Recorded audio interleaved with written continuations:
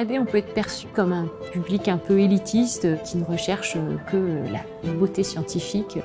Bon, moi, je crois que c'est pas du tout la réalité de notre métier. Je pense que c'est ouvert à tous, en fait.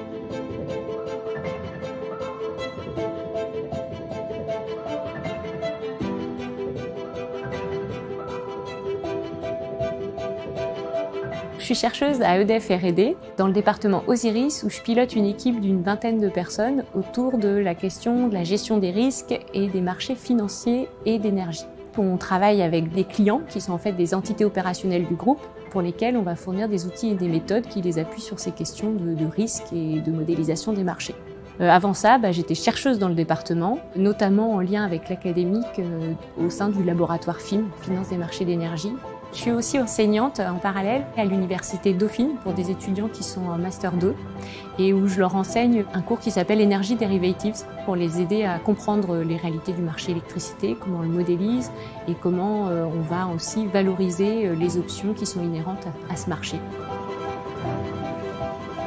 Nous, à la R&D, on va réaliser des outils informatiques et des études à destination de nos commanditaires pour les aider à prendre des décisions pertinentes sur les achats-ventes qu'ils peuvent faire sur les marchés de l'électricité et également à mesurer en fait l'incertitude qu'ils ont sur leurs revenus futurs dû à la fluctuation, aux variations qu'il va y avoir sur les marchés de l'électricité. On n'est pas là pour prévoir nous parfaitement l'avenir, mais plutôt pour envisager l'ensemble des avenirs possibles.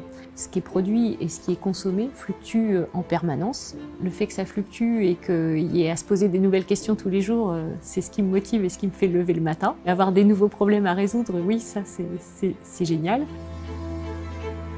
J'ai découvert le métier d'ingénieur en fait finalement en intégrant l'école d'ingénieur elle-même. Le métier de la recherche, je l'ai plus découvert en fait lors de ma dernière année que j'ai fait en échange à Londres à l'Imperial College, où on avait une formation assez différente de la formation française et plus orientée recherche.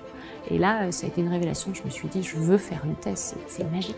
Et donc en arrivant à EDF, j'ai découvert les maths financières qui étaient un champ un peu nouveau. Les marchés de l'électricité se sont créés aussi au moment où je suis arrivée. Je me suis formée au fur et à mesure à ces thématiques-là.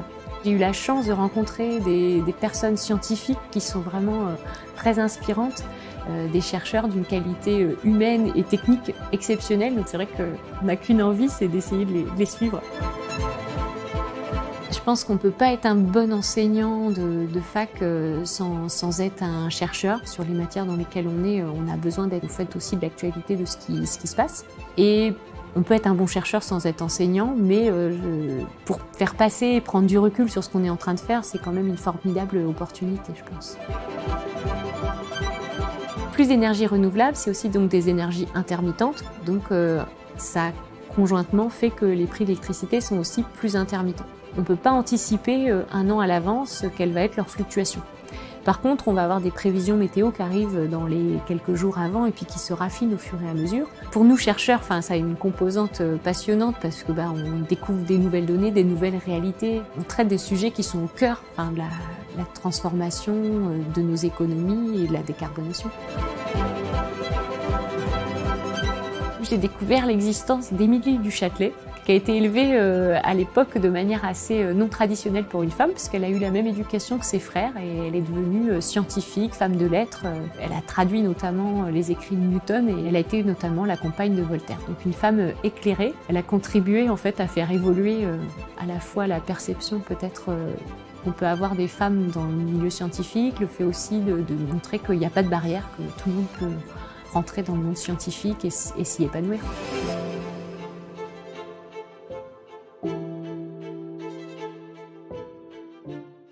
Mama.